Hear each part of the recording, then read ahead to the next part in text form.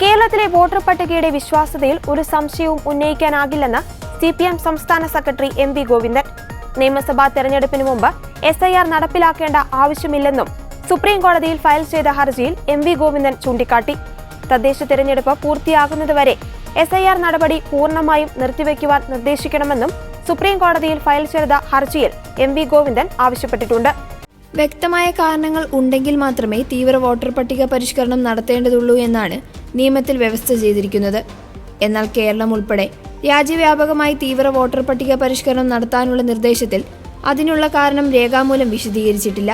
അതിനാൽ കേരളത്തിൽ ഇപ്പോൾ നടക്കുന്ന SIR നിയമത്തിന്റെ കണ്ണിൽ നിലനിൽക്കുന്നതല്ല എന്നും MV ഗോവിന്ദൻ സുപ്രീം കോടതിയിൽ ഫയൽ ചെയ്ത ഹർജിയിൽ ചൂണ്ടിക്കാട്ടിയിട്ടുണ്ട്.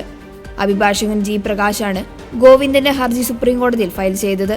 നിലവിലുള്ള വോട്ടർ പട്ടികയുടെ പരിശുദ്ധി ജനപ്രാതിനിധ്യ നിയമത്തിലെ 22-23 വകുപ്പുകൾ പ്രകാരം സംരക്ഷിക്കാവുന്നതാണ്. 2002 നിയമസഭാ തെരഞ്ഞെടുപ്പിന് ശേഷം കേരളത്തിൽ 4 നിയമസഭാ തെരഞ്ഞെടുപ്പുകളും 5 ലോക്സഭാ തെരഞ്ഞെടുപ്പുകളും നടത്തിയിട്ടുണ്ട്. അതിനാൽ നിലവിലുള്ള വോട്ടർ പട്ടികയുടെ വിശ്വാസ്യത ചോദ്യം ചെയ്യാനാവില്ലെന്ന് MV ഗോവിന്ദൻ സുപ്രീം കോടതിയിൽ ഫയൽ ചെയ്ത ഹർജിയിൽ ചൂണ്ടിക്കാട്ടിയിട്ടുണ്ട്. ആവശ്യമെങ്കിൽ 2026 നിയമസഭാ തെരഞ്ഞെടുപ്പിന് ശേഷം കേരളത്തിൽ SIR നടത്താവുന്നതാണെന്നും CPM സംസ്ഥാന സെക്രട്ടറി ഹർജിയിൽ വ്യക്തമാക്കി. കേരളത്തിലെ SIR നടപടികൾ അടിയന്തരമായി നിർത്തിവെക്കാൻ നിർദ്ദേശിക്കണമെന്നും ഹർജിയിൽ ആവശ്യപ്പെട്ടിട്ടുണ്ട്. ഇടക്കാല ഉത്തരവിലൂടെ തദ്ദേശ തെരഞ്ഞെടുപ്പ് നടപടികൾ പൂർത്തിയാകുന്നതുവരെ SIR നടപടികൾ നിർത്തിവെക്കണമെന്നാണ് ആവശ്യം.